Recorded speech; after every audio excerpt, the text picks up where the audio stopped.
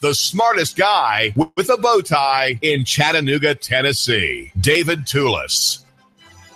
And that leaves plenty of room for you, my listener, who wears an open collar shirt or maybe a T-shirt or the regular tie to be the smartest man. If you just grace me with a couple minutes of your time. That's all I ask for every day, just a few minutes.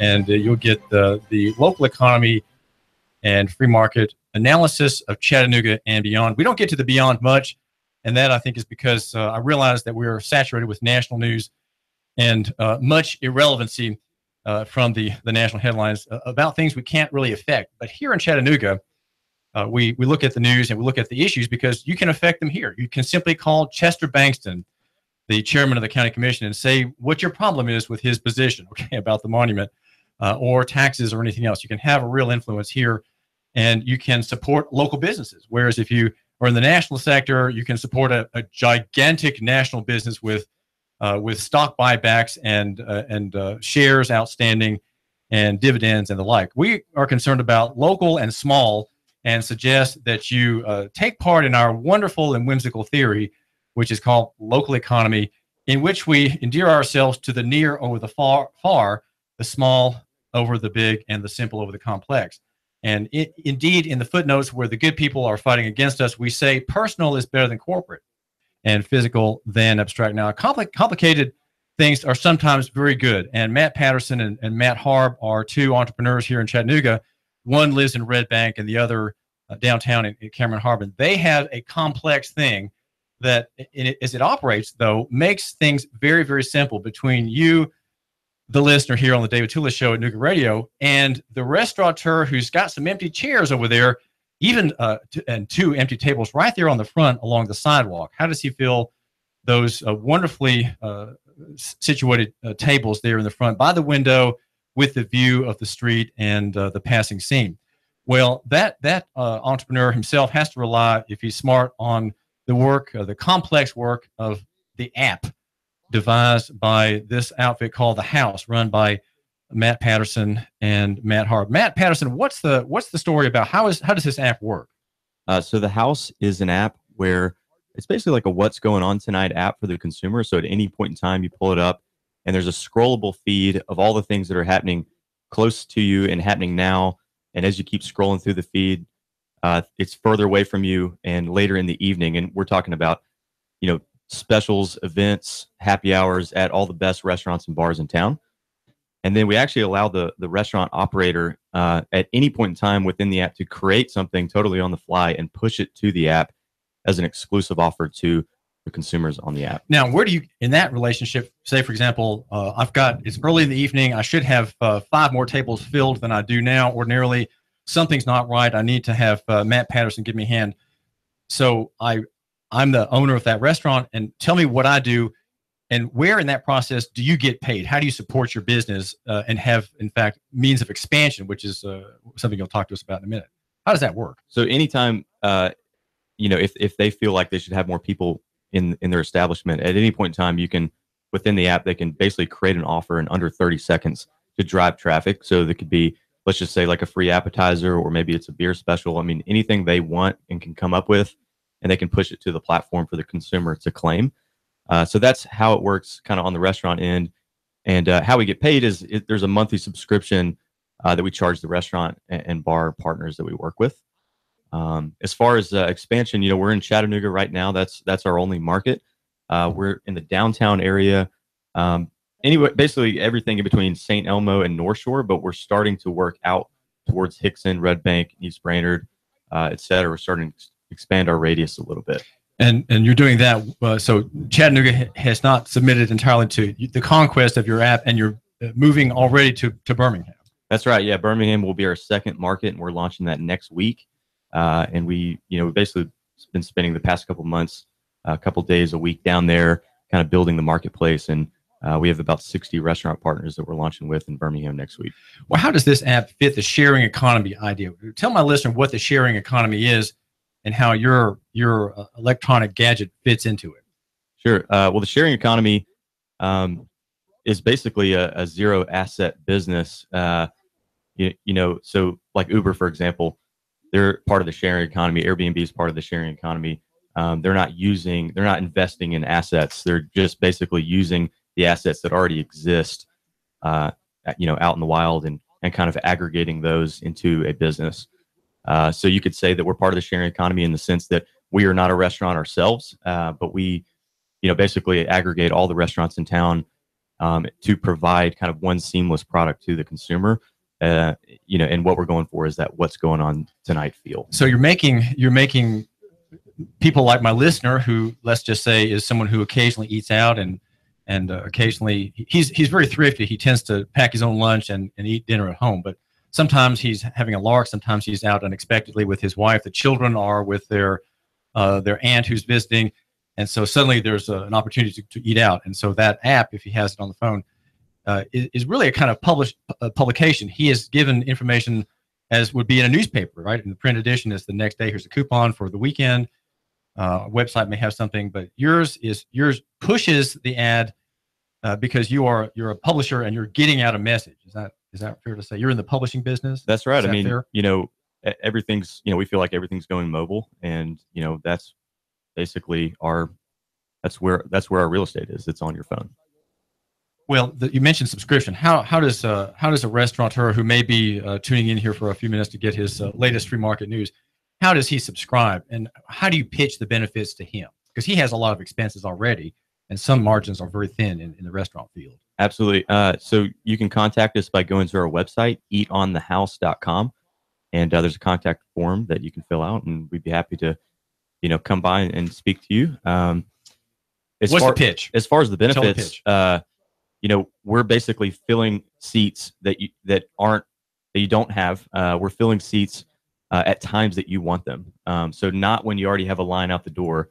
That's how we feel like general marketing works for a restaurant. You're bringing people during peak hours that may even not, they may turn away because you have a line. We're trying to fill specific targeted times. And we can prove it too. Like we're very data driven. We can actually tell you exactly how many people have walked in the door in the past month. And so we're proving out the concept. How do you do that?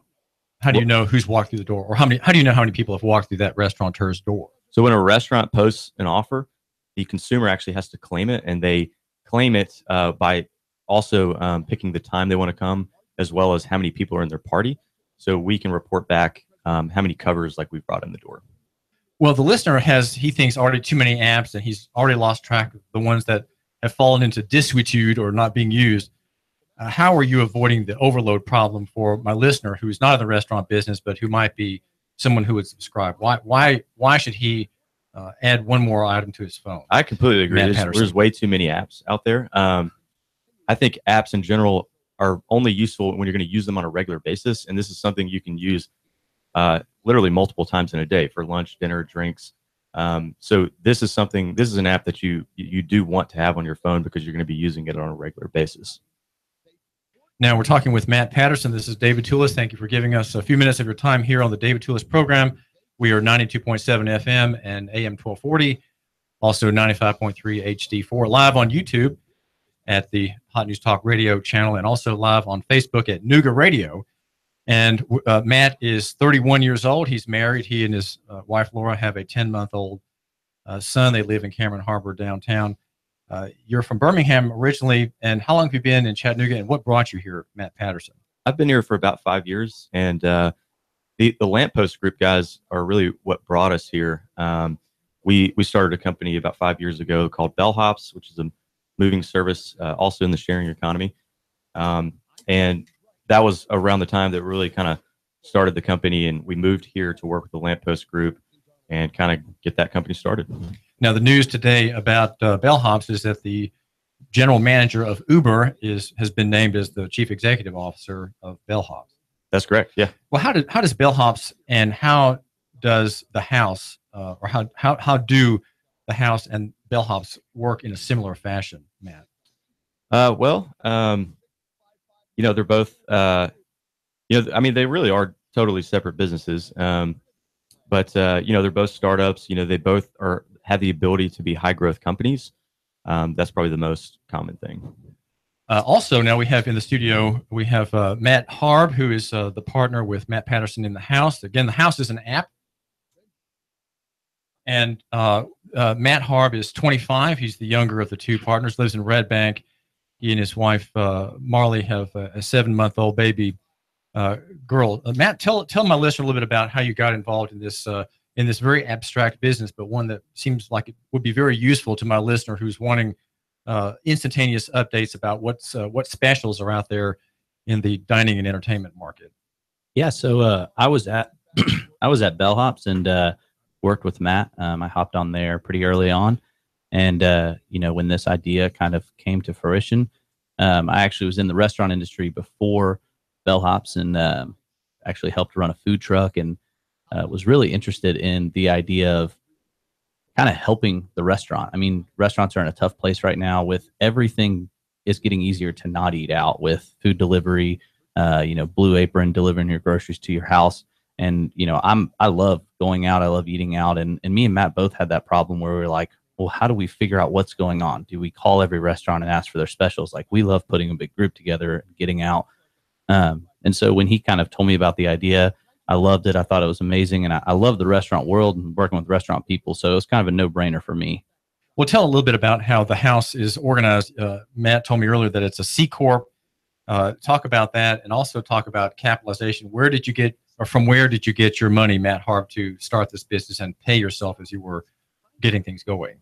Yeah, so I mean, we've raised money from a couple different people here locally, and basically we're running kind of lean. Obviously, we're not looking to give away Shark Tank 50% of the business or anything like that. But we're running lean and making things happen on a small budget. So that's kind of how we got started. Well, and when you say you're running lean, are you getting paid? Yeah, we are. And obviously we hope to get. So the business has means of paying the two principals. For the most part, yeah. Because I know sometimes in startups, there's the owners are paid last, the help gets paid first, the bills are paid first, and so on, and you last. So now, have you studied the free market? How have you studied the free market? What do you recommend in the way of reading? We've recommended a book today for the listener, The Law by Bastiat. What did you study if you did at the university, and what books do you recommend that talk in the direction of your prosperity? Yeah, I was actually a UTC grad and a nonprofit major, so I didn't do much business study. But it's amazing how much is out there online within books. I mean, reading, from Zappos customer service to books called Traction. There's a startup school that's done by YC Combinator. That's amazing, and you can learn a lot local? There. Those are no, that's actually in San Francisco. But the videos are on YouTube. They're free, and there's so much to learn out there. I mean, does the university have anything to offer my listener and his children? My listener wants his children not to be dependent. He wants them to think about other people, and being in business is a great way of training yourself to think about others. Like being married, you young men are married. Being married is very domesticating. You have to constantly think about that wonderful person who's your wife, what she needs. It makes you very thinking long term and thinking about the comforts and benefits to others. And business does the same thing. Does the university? Where is the university today? Does it help train people in that direction, or is it really just an absolute waste of time, Matt? I wouldn't say waste of time. I would probably say, from my personal opinion, it's a more of a rite of passage. I think that it's a growing years. I think that the time between you graduate and the time between you're 22, you're probably not ready for the business world right out of high school. So why not? Well, maturity, I think, is one. I think that and also understanding what you want to do and how you want to do it, and the ways to go about making it happen. I think that those are the types of things that you learn in college and having to be there on your own. So while I do think there is probably a lot of unnecessariness to it with general education, things like that, for the most part, I mean, I think it helped me as an individual grow. What's the difference, Matt Harb, between growing organically and growing by taking on debt? Debt is the easy way of doing things today. Everybody has mortgages on sandwiches and cars, and it's easy to take that on. But doing the thing the easy way, in the end, is not going to work for the country as a whole. What about in a small business? Yeah, I mean, we view it the same way. I mean, we don't want to take on any more than we can, and we're constantly looking for ways that we can get cash flow positive quickly. That is a super rare thing in the business world today because it is easy to not do that. So it's something we think about every day, and we're looking constantly at our budget and where we are and kind of what we've got left and what we need to do to keep growing. Explain the idea, if you would, of patient capital. Here on the Nooganomics and Nooga Radio platform, we argue for patient capital, and that is that the listener should divest national and invest local, and that he should bring his money home. He should get into cash, and then think in terms of investing in local people, and then having what's called patient capital. What is patient capital, and is there too little of it in Chattanooga still? Well, my interpretation of patient capital would be obviously not wanting to see something right away on your investment. And I think there's a lot of truth to that. And I think that's a good thing overall. Not necessarily going for the big risks and investing at home. I mean, I think that's going to make all of us better as a whole. I mean, the more jobs we bring here, the more money everyone's making here, the better everything gets. So there is definitely a lot to say. So what's the advantage to my listener if he's an investor in investing in a small company like yours than investing, say, in stock traded on the NASDAQ? Yeah, I mean, you're going to get a lot more say in how it moves. You're going to get to see the benefits of it a lot more, rather than having no say in something that is national.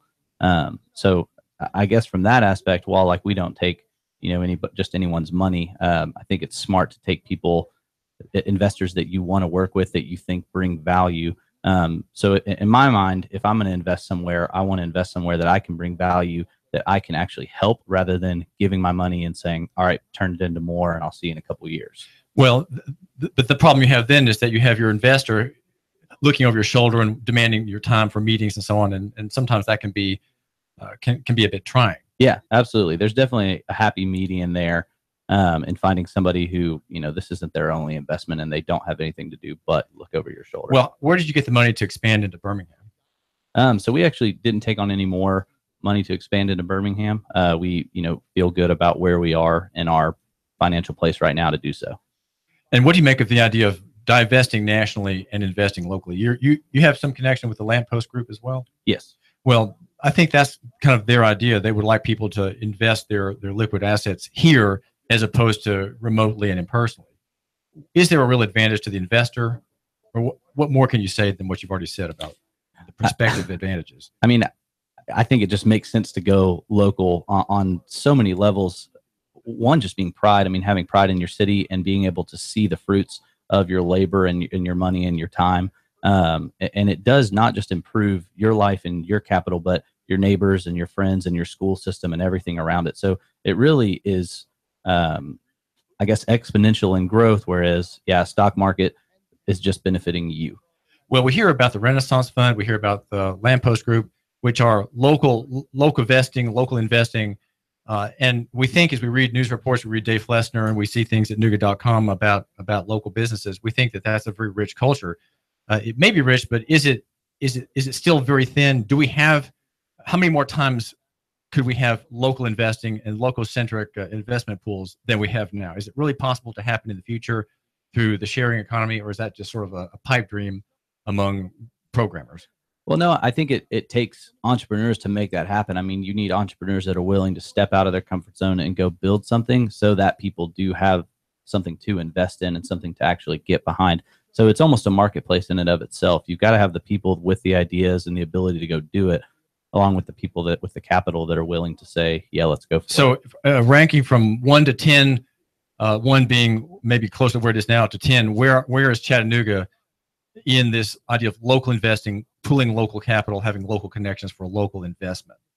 I mean, I would say 10 being the highest. I mean, I don't know if there's any city quite like ours, as small as we are, with as much focus on making the city better as a whole, promoting the city's companies. I mean, take us for example. Like, we've been so astonished with how many people have gotten behind us and wanted to help grow our business. It's really, there is a spirit of entrepreneurship and here. That's not charitable giving, that's investing. People want to return. They want to help you and they want to return it. Yeah, but it's not always a capital return. I mean, it's a return for the city as a whole. Having another successful business just bodes well for the city. Okay, Matt Harb, tell my listener how he can get your app. So you can go to your App Store or the Google Play Store. you can search Eat on the House with spaces or the House Chattanooga, and you'll find it'll be right up there at the top. And, download, log in, and you can see everything. I always say you never have to ask where to eat again. Just open the house and find something. Okay, that's Eat on the House with spaces or the House Chattanooga. No spaces. Yeah, no spaces or spaces works. Okay. Well, Matt Harb and Matt Patterson, thanks for joining us. Yep. This is David Tulis. We're hearing about the house, an app that's expanded into Chattanooga. It has more ground in which to gain skill in the Chattanooga area, the many outlying parts of town. And the two operators, Matt Patterson and Matt Harb, are expanding next week in Birmingham, having lined up already about 60 restaurant and tavern kind of places in that city. And that's how that company will grow, by finding new parts on the map in which to offer services. David Tulis, I do thank you for giving me just a minute of your time. And now, some important messages. In-depth traffic, news, and information. Mornings on Nooga Radio, AM 1240 and 92.7 FM. The Tennessee Valley's news, talk, and sports leader. Nooga Radio, AM 1240 and 92.7 FM. 3, 2, 1. Chattanooga Radio, AM 1240 and 92.7 FM's news now. Shots rang out and a man was gunned down on Lightfoot Mill Road on Thursday afternoon. He was critically injured and would have been just another statistic if it weren't for a good Samaritan who rushed him to the hospital in his own car. He's now recovering. The police searching for a black SUV they believe was involved in the shooting. A bank teller thwarted a would-be bank robber with simple two-letter magic word, no. The would-be robber handed over a note to a teller on a SunTrust at Ringgold Road demanding money from the register. The bank teller said no. When the bank robber asked for the note back, she said no. The robber's described as a black female with dyed red hair. The FBI says she's hit several banks around the Atlanta area, too. The saga of the Confederate monument outside the county courthouse may have come to an end. The state NAACP has backed down after discovering the monument is protected by the state. The local NAACP is holding its ground. They want it gone. Russell Stroud, Nooga Radio News, now. In-depth traffic, news, and information. Mornings on Nooga Radio, AM 1240 and 92.7 FM. Expect hot and humid weather out there for your afternoon. Highs 90 to 92, but one of these scattered showers and storms will pop up during the heating of the day. Tonight, any showers will